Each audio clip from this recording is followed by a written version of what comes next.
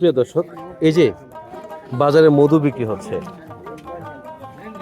মধুটা আমি ঝাঁকি দেওয়ার পর এই যে মধুর কালার হচ্ছে, এটা কখনোই মধুই কালার হবে না। এই যে এটাও কি মধু? এটাও মধু?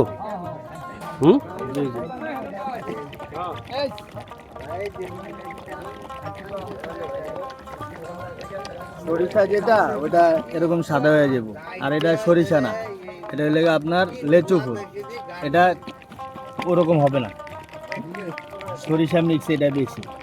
সরিষা ধনিয়া যেটা এটা সাদা হয়ে যায়, এটা সাদা হবে সারাদিন যাকে, বুঝতে পারছেন? ঘন শালবনের গহীন অরণ্যে গ্রামীণ হাট বসেছে, যেই হাটটিতে আজ আপনাদেরকে নিয়ে এসেছি।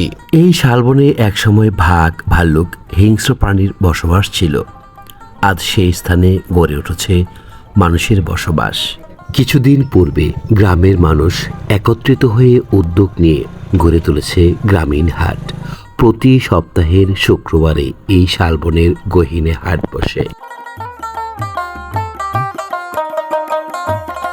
দুপুর গড়াতেই দুচাকার সাইকেলে করে গ্রামের কৃষক তার কষ্টে অর্জিত ফসল নিয়ে রওনা করেছে গ্রামীণ হাটের উদ্দেশ্যে। ঘন শালবনের এক প্রান্তে বসতি স্থাপন করে আবাদ করেছে কৃষিপণ্য, নিয়ে এসেছে এই হাটে চিচিঙ্গা, কলা আর কাকরুল। ক্লান্ত শরীরে শান্ত মনে বৃহৎ আকারের এক শাল গাছের ছায়াতলে চায়ের দোকানের বেঞ্চে কৃষক একান্তই সময় পার করছে ক্লান্তি দূর করতে। এই গহীন শালবনে বসবাস করা হিংস্র প্রাণীগুলো আজ মানুষের কাছে হার মেনে অন্যত্র পাড়ি জমিয়েছে। সুপ্রিয় দর্শক, ঘন শালবনের গহীনে গ্রামীণ হাট গড়ে উঠেছে। আজ আপনাদেরকে সেই হাটটি নিয়ে যাচ্ছি দেখানোর উদ্দেশ্যে। গাজীপুর জেলার কাপাসিয়া উপজেলার দৌড়দিয়া গ্রামীণ হাট। ইতিপূর্বে আপনারা হাটটি দেখেছেন কিনা জানি না, কিন্তু গ্রামের মানুষ এই হাটটিতে তাদের উৎপাদিত শাক সবজিগুলো নিয়ে এসে বিক্রি করে। আর এই বাজারে যে সকল পণ্য পাওয়া যায় এগুলো একেবারে ফ্রেশ, তরতাজা, এবং এগুলোর দরদাম কেমন হয় তাও দেখাবো। সরাসরি কৃষক নিয়ে এসেছে কচুরলতি। ভাই, এগুলো আপনার নিজের ক্ষেতের নিয়ে আসছেন? ধরবে নাকি এগুলো? না না না, এই ধরেন এগুলো কত কেজি বেচতেছেন ভাই? 60 টাকা কেজি। 60 টাকা কেজি বেচতেছেন? মানে এমনিতে অন্যান্য লতির দাম একটু কম, 30 টাকা, এটা হচ্ছে 60 টাকা। মানে যেটা বিক্রি হয় আমাদের বাজারে 30 টাকা কাছাকাছি, এটা 60 টাকা। মানে এটা এই এলাকার, এই জন্য এটা দামটা বেশি। এটা খেতেও মানে একটু সুস্বাদু বেশি হবে। ধরবে না তো? না, সিদ্ধ হয়, সিদ্ধ হবে। এটা দেশি চিংড়ি মাছ দিয়ে সেরকম লাগবে। আমি তাই? রেগুলার এটা খাই। তো আজকে কচুর লাগিয়ে আইছি বাজারে। দর্শক, ওনাকে চিনতে পেরেছেন কিনা জানি না, উনি কিন্তু হচ্ছে এমনি আনোয়ার হোসেন। গ্রামীণ হাটের উনি শুরু করেছিল প্রথম গ্রামীণ হাট বাজারের ভিডিও। আজ ওনার সাথেই এসেছি গ্রামীণ হাটের ভিডিও করতে। আপনাদেরকে নিয়ে এসেছি দৌড়দুরিয়া বাজারে। আসল কিংবা নকল তা আমি আপনাদেরকে সরাসরি বলতে চাই না। ভিডিওর প্রথমাংশেই দেখেছেন মধু ঝাঁকি দেওয়ার পর কি হয়েছে। অনেক দূর থেকে এসেছেন উনি এই হাটে মধু এবং সরিষার তেল বিক্রি করতে। আপনারা দেখে শুনে বুঝে ক্রয় করবেন আশা করি। নদীমাতৃক এই সুজলা সফলা এই জন্মভূমিতে জন্ম নিয়েছি আমি। গাজীপুর জেলায় আমার বাড়ি। নিজের জেলা বলে গুণকীর্তন করছি না, গাজীপুর জেলার মাটি সোনার চেয়েও খাঁটি। এই বাজারটির পাশেই রয়েছে বাংলাদেশের প্রথম প্রধানমন্ত্রীর বাড়ি। গ্রামের একটি ছোট হাট দৌড়দুরিয়া বাজার। এটি বাংলাদেশের গাজীপুর জেলার কাপাসিয়া উপজেলার জনপদের রায়েত ইউনিয়নে অবস্থিত। প্রতি সপ্তাহের শুক্রবার দিন বিকেলবেলায় এখানে দেশীয় টাটকা শাকসবজি পাওয়া যায়। স্থানীয় কৃষকদের উৎপাদিত বিভিন্ন প্রকার টাটকা শাকসবজিতে বাজার যেন পরিপূর্ণ হয়ে উঠেছে। গাছের শীতল ছায়াতলে গ্রাম বাংলার এরকম সুন্দর হাট দেখে প্রাণ জুড়িয়ে যায়। গ্রামীণ অর্থনীতির চাকা সচল রাখতে গ্রামীণ হাটের বিকল্প নেই। গ্রামের মানুষেরা তাদের কষ্টে অর্জিত ফসল বিক্রি করছে, আবার বিক্রি করা অর্থ দিয়ে প্রয়োজনীয় পণ্য ক্রয় করে নিয়ে যাচ্ছে। বিকেল হতে গ্রামের কিষানীরা হাজির হয়েছে গ্রামীণ হাটে তাদের নিত্য প্রয়োজনীয় পণ্য কেনার উদ্দেশ্যে।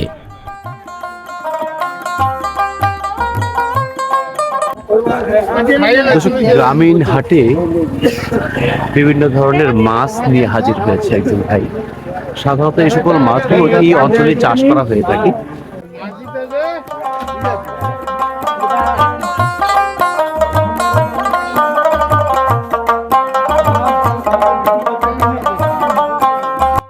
আশেপাশের অন্যান্য বাজার থেকে এই বাজারে শাকসবজির দাম কিছুটা বেশি রয়েছে। এর যথাযোগ্য কারণও রয়েছে, কারণ গ্রামের কৃষক তাদের কষ্টে অর্জিত ফসল নিয়ে আসে এই হাটে, যা খুবই টাটকা হয়ে থাকে। ভাই চিনিটা কত করে কিনলেন? কত কেজি? 80 টাকা করে। আর ঝিঙ্গা? 70 টাকা। 70 টাকা। এই বাজারে সবজির দাম কি কিছুটা কম মনে হয় আপনার? আজকে একটু চড়া লাগতেছে, অন্যান্য সময় একটু কম থাকে, আজকে একটু বেশি মনে হচ্ছে। এই এলাকার হচ্ছে যে সকল সবজিগুলো আসে বেশিরভাগ তো এই এলাকারই, এলাকারই। আর ক্রেতাও এই এলাকার। হ্যাঁ, দূর থেকে তো মানুষ এখানে কিনতে আসে না, না। এলাকার মানুষজন নিয়ে আসে, এলাকার মানুষজনই কিনে। এই বাজারটির চারপাশেই রয়েছে ঘন শালবন, আর বাজারের মাঝখান দিয়ে বয়ে চলেছে পিচ ঢালা রাস্তা।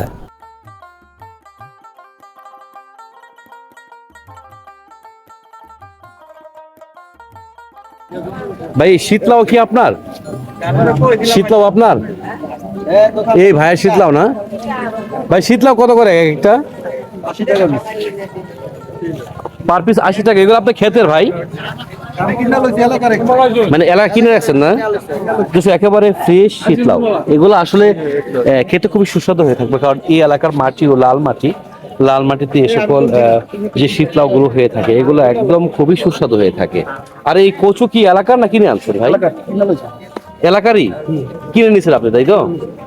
তো এই কচু এই এলাকায় চাষ করা হয়েছে। উনি হচ্ছে গৃহস্থের কাছ থেকে কিনে নিয়ে উনি খুচরো ব্যবসা করছেন এই দৌড়দিয়া হাটে। শীতের আগাম সবজি শীতলাউয়ের বেশ কদর রয়েছে এই হাটটিতে।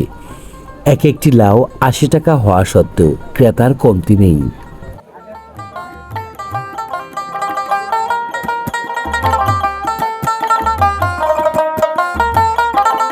ঘরের গণ্ডি পেরিয়ে পুরুষদের সাথে তাল মিলিয়ে গ্রামীণ হাটে বাজার করতে এই এলাকার নারীরা বেশ অভ্যস্ত।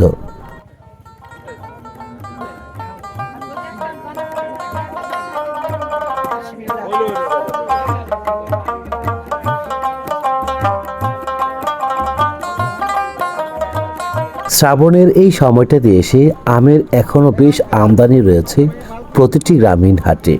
বেচা বিক্রিও হয় বেশ অধিক পরিমাণে। বিকেল গড়াতে গ্রামের কৃষানীরা বাজারঘাট শেষ করে বাড়ি ফিরতে শুরু করেছে।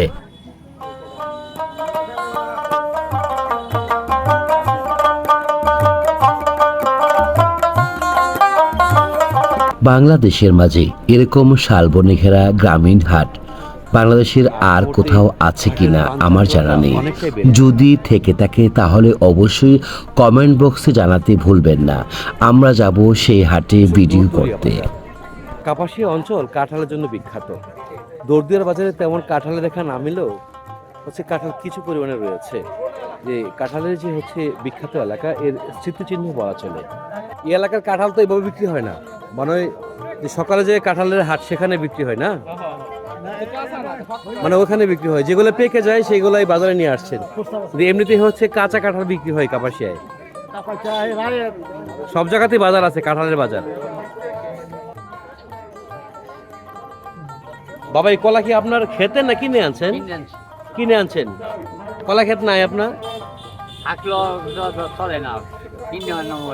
ও রেগুলার রাখার জন্য কিনতে হয় না?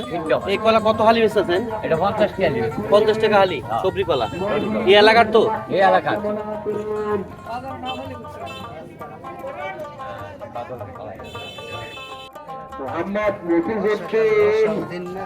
মোহাম্মদ মফিজউদ্দিন ওরফে এনামুলের পিতা আজ সকাল সংগঠিত কিরকম টাকা ইনকাম হয় বাজারে এসে? মোটামুটি কত টাকা ইনকাম হয়? 200-300 টাকা দিই। 200-300 টাকা হয়। বিকালেই তো আসেন। হ্যাঁ বিকালে।